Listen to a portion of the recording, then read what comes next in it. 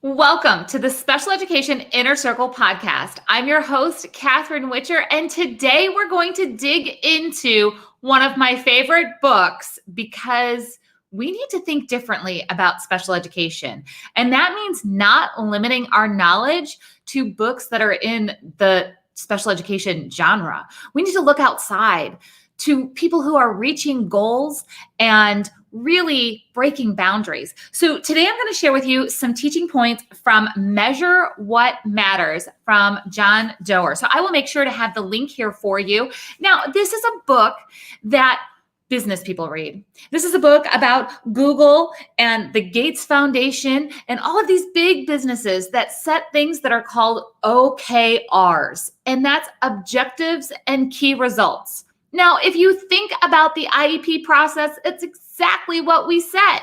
We set annual goals with some objectives to make sure we get where we want to go when it comes to a child's education. So in the business world, in this book, they're calling them OKRs. In our world, we call them IEP goals. So here's something that's super important for us to think about when it comes to setting goals, reaching goals, and measuring what matters. Because the bottom line is that sometimes we have to focus on less to achieve more.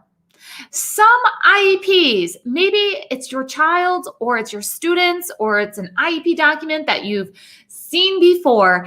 They have too many IEP goals, and there's no way that a child's going to make significant progress on any goals if we are tracking or trying to track too many things at once.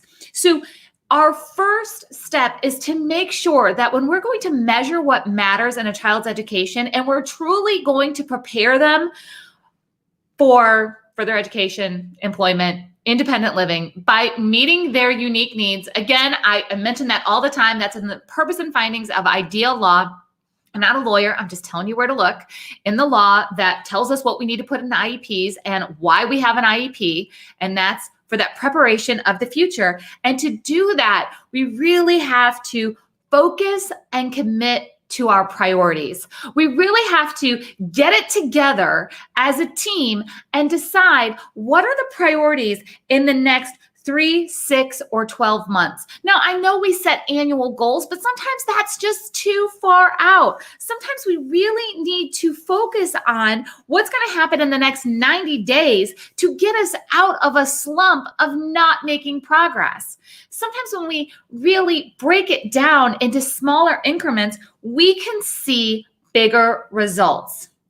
This also means that we have to, and this is straight from the book, and I love this, don't allow perfect to be the enemy of good. Now, that doesn't mean that I want you to settle when it comes to an IEP and helping a child reach their potential, and we don't want to give up too soon, but we also don't need to limit a child from moving on to their next skill because we're waiting for something to be perfect. We're human. We're not going to be perfect consistently, if ever. So we really need to make sure that we determine what is good enough to move on to the next skill without settling, without giving up, without kind of lowering the standards. So we're still going to be shooting for the stars. But again, we're going to focus. We're going to make sure we don't have too many IEP goals. And we're going to make sure that we're not stopping a child from moving forward because we're letting perfection get in the way. The next thing that we have to do is make sure that we are aligning and connecting for teamwork. This means that we don't wait till an IEP meeting to figure out that things aren't working. You need to have a plan. If you're truly going to measure what matters in a child's education, that means that you are looking at the data collectively as a team more often than annually. Now, this doesn't mean that you all have to sit around at an IEP meeting for 2 hours and go over data.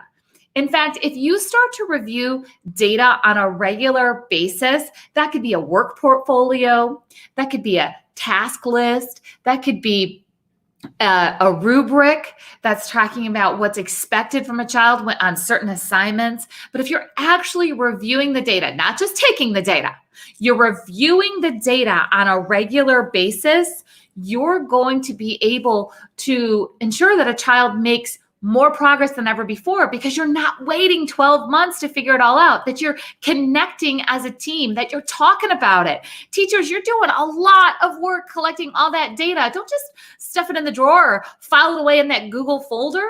Share it, talk about it, adjust what you're doing if necessary.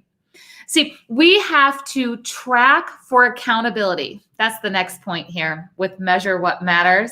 We have to track for accountability. So if we are figuring out what our priorities are, and then we're connecting as a team to really determine if things are working, we have to track our accountability in moving a child forward. Are we all doing our part in making sure that the data is being taken, that it's being shared, that we have all the information that we need to ensure that the child's getting an appropriate education? See, there's nothing more concerning than feeling at the end of a school year that emptiness of what did this child accomplish? And parents, you're not the only ones who feel that. Sometimes teachers feel that way too. So again, if we're going to measure what matters and help a child move forward, we have to be accountable to each other. And that means not waiting for crisis to all talk about it. In fact, you can prevent most situations that feel like fires that you have to put out if you're communicating on a regular basis and you're focused on the priorities, that you don't let other things throughout the day or throughout the month or throughout that quarter of the school year really cloud what you're supposed to be focusing on for a child to make progress. Now, here's the next step in this book from this author, and I love this one because it's something that we don't think about a whole lot in special education. But when I'm working with my master IEP coaches, and for those of you that don't know, you can hop on over to masteriepcoach.com. You can find out about the Master IEP Coach program. That's for parents, teachers, admins, therapists. If you sit at an IEP table, you are welcome into the program at masteriepcoach.com. And that's where we take things to the next level. That's where we take things from just being ordinary to extraordinary. That's where we take things, as this author puts it, we stretch for amazing. See, if you really complicate the IEP and you put too many things inside of it, you don't have time in the school day or school year to find the awesome.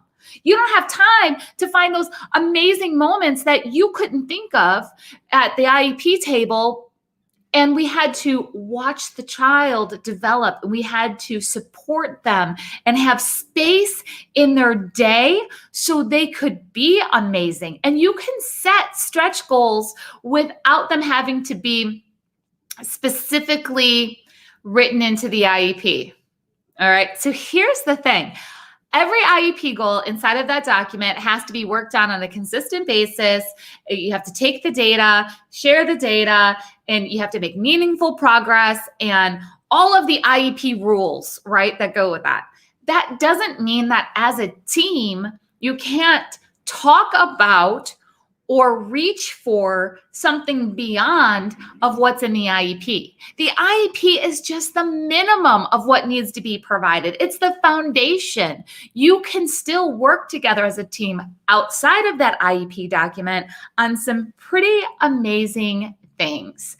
You can work towards things that often can't be measured by numbers.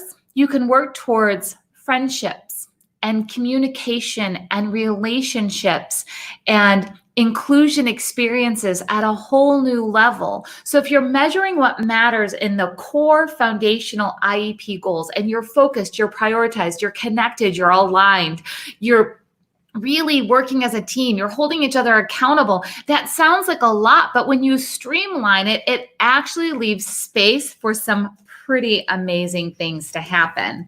So I want to make sure that you know that you are not limited to work on only what's in the IEP.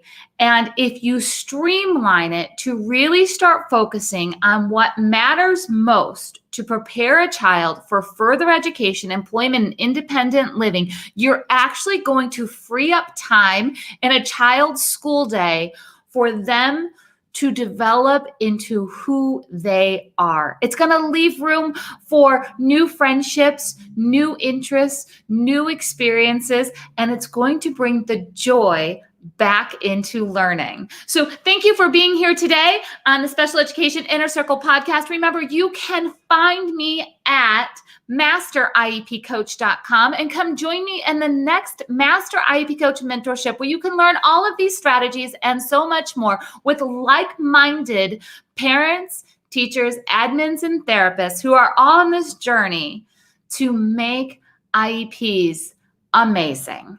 All right, guys, I'll talk to you soon.